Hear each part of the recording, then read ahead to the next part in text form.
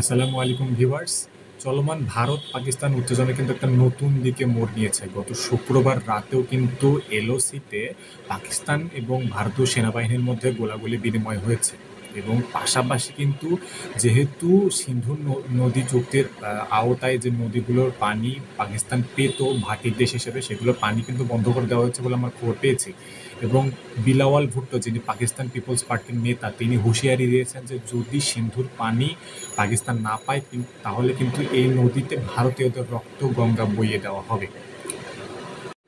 পাকিস্তানের বেশ কিছু নেতা কিন্তু হুঁশিয়ারি দিয়ে বলেছেন যে ভারত যদি তাদের ন্যায্য পানিটুকু না দেয় তাহলে প্রচলিত কিংবা অপ্রচলিত উপায়ে তারা কিন্তু ভারতকে জবাব দেবে। অপ্রচলিত বলতে অনেক বিশ্লেষকই ভাবছেন যে তারা কি তবে পারমাণবিক যুদ্ধের দিকে ধাবিত হবে। পারমাণবিক যুদ্ধ কিন্তু অনেক বড় একটি সিদ্ধান্ত। পারমাণবিক যুদ্ধ হলে কিন্তু একটি বড় আকারের যুদ্ধে রূপান্তরিত হতে পারে এবং বিশ্বের অন্যান্য পরাশক্তিগুলোও কিন্তু এতে জড়িয়ে পড়তে পারে বলে আমার মনে হয়।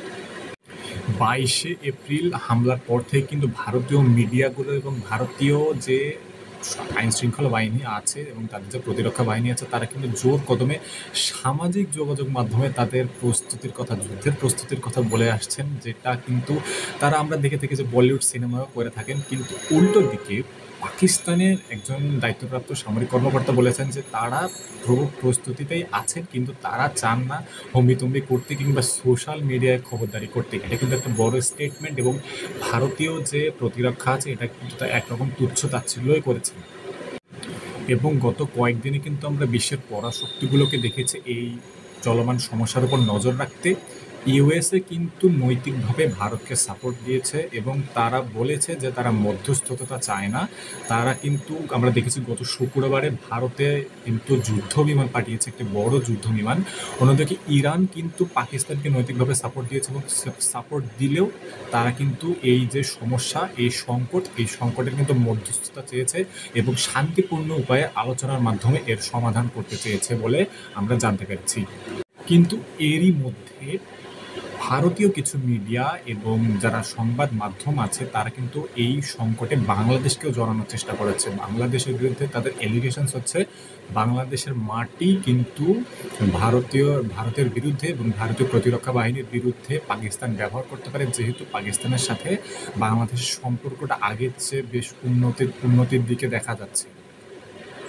আজকে খবর আমরা শনিবারে পেয়েছি যে ভারতের গুজরাটে, যেটি ভারতের প্রধানমন্ত্রী নরেন্দ্র মোদীর এলাকা, সেই এলাকায় কিন্তু 1000-এর বেশি বাংলাদেশি নাগরিককে সন্দেহভাজন হিসেবে গ্রেফতার করা হয়েছে। আমরা এখন পর্যন্ত জানতে পারিনি যে কেন তাদের আসলে গ্রেফতার করা হয়েছে, কিন্তু বেশ কিছু মিডিয়া বলছে যে জঙ্গিবাদে, আই রিপিট, জঙ্গিবাদে জড়িত থাকার সন্দেহে কিন্তু তাদের গ্রেফতার করা হয়েছে। আমরা জানি যে অনেক আছে যারা জীবিকার সন্ধানে ভারতে যায়, বাংলাদেশেও কিন্তু ভারতে অনেকে জীবিকার সন্ধানে যায়, কিন্তু তারা জঙ্গিবাদের সাথে কিভাবে জড়িত এখন আমরা বুঝতে পারিনি। আমরা আশা করি কোনো খারাপ কিছু তাদের সাথে হবে না এবং বাংলাদেশ সরকার যথাযথ ব্যবস্থা নেবে বাংলাদেশের মানুষদের অধিকার রক্ষার জন্য এবং বাংলাদেশের মানুষের নিরাপত্তা দেওয়ার জন্য, সেটা দেশে হোক কিংবা বিদেশে। ঠিক এই সময়ে বাংলাদেশ আসলে কাকে সাপোর্ট করবে? যখন দেখা যাচ্ছে যে পারমাণবিক যুদ্ধেরও আভাস পাওয়া যাচ্ছে, আবার স্থলযুদ্ধ, নৌযুদ্ধ, আইএনএস বিক্রান্ত, ভারতের যে এয়ারক্রাফট সেটি কিন্তু করাচির কাছেও পৌঁছে গেছে, আমরা নৌযুদ্ধের আভাস পাচ্ছি। এবার ভারতীয় যে এয়ারফোর্স আছে তারা কিন্তু অপারেশন আক্রমণ নামে একটা নতুন অপারেশন লঞ্চ করেছে। যুদ্ধ আসলে কোন দিকে যাচ্ছে এবং এই পর্যায়ে বাংলাদেশের আসলে কাকে সাপোর্ট করা উচিত, বাংলাদেশের কি নিরপেক্ষ থাকা উচিত, যেটি বাংলাদেশ সবসময় করে এসেছে, কিংবা রাজনৈতিক পট পরিবর্তনের পরে কি বাংলাদেশ পাকিস্তানের দিকে যাবে নাকি নিরপেক্ষই থাকবে? কারণ আমি মনে করি বা বাংলাদেশের মানুষের বেশিরভাগ মানুষ মনে করে যে বাংলাদেশের আসলে ভারতকে সাপোর্ট করা উচিত নয়, কারণ বাংলাদেশ সেই অর্থে ভারতের বন্ধু নয়, কিংবা ভারত কিন্তু সেই অর্থে বাংলাদেশের বন্ধু রাষ্ট্র নয়। গত জুলাই-আগস্ট অভ্যুত্থানের পর বাংলাদেশের যেহেতু রাজনৈতিক পট পরিবর্তন ঘটেছে এবং বাংলাদেশের মানুষ নিজের সার্বভৌমত্বের প্রশ্নে যেহেতু আপোষহীন, যেটি তারা এতদিন বলতে পারেনি আওয়ামী শাসনের কারণে, আমার মনে হয় যে বাংলাদেশের যে বর্তমান ইন্টারিম গভর্নমেন্ট আছে এবং প্রধান উপদেষ্টা ডক্টর মোহাম্মদ ইউনূস আছেন, তিনি একটি যথাযথ ব্যবস্থা নেবেন, যেহেতু বাংলাদেশকে জড়িয়ে কিন্তু এই যে সংকট, এই সংকটে কিন্তু বাংলাদেশকে জড়ানোর চেষ্টা হচ্ছে এবং তা না হলে কিন্তু গুজরাটে এত বড় আকারে একটা গ্রেফতার চলতে হতো না। যদিও অবৈধ অভিবাসী হিসেবে অনেকে আগে গ্রেফতার করা হয়েছে, কিন্তু এই সংকটকালীন সময়ে এত বড় পরিমাণে কিন্তু কোনো বাংলাদেশকে কোথাও হেনস্থা করা হয়নি বা গ্রেফতার দেখানো হয়নি। এবং তাদের কাছে সাথে যে জঙ্গিবাদ জড়ানোর চেষ্টা করা হচ্ছে এবং তারা যে বলছে বাংলাদেশকে ব্যবহার করা হতে পারে পাকিস্তানের হয়ে, পাকিস্তান ব্যবহার করতে পারে এবং ভারতের বিরুদ্ধে ব্যবহার করতে পারে, এই যে অ্যালিগেশনসগুলো আছে, অন্তর্বর্তীকালীন সরকার এবং বাংলাদেশের মানুষ এবং মানুষের দায়িত্বপ্রাপ্ত যারা আছেন তারা এর যথাযথ জবাব দেবেন বলে আমি মনে করি। এবং এই পরিস্থিতিতে যেহেতু সবাই জানতে চাইছে যে বাংলাদেশের অবস্থাটা কি, আমার মনে হয় বাংলাদেশের আপাতত নিরপেক্ষ থাকা উচিত, কিন্তু যদি বাংলাদেশের সার্বভৌমত্বের প্রশ্নে এবং বাংলাদেশের সম্মানের প্রশ্নে যদি কোনো আঘাত আসে, তবে আমার মনে হয় বাংলাদেশের জবাব দেওয়া উচিত। সামরিকভাবে না হলেও আমার মনে হয় কূটনৈতিকভাবে জবাব দেওয়া উচিত, কারণ বাংলাদেশ কিন্তু কখনো কাউকে আক্রমণ করে না।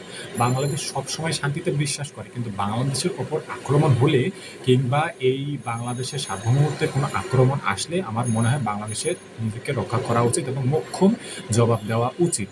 যেহেতু বাংলাদেশ ডিফেন্ডার্স প্যারাডাইস, এই বাংলা থেকে কেউ কখনো জিতে ফেরেনি।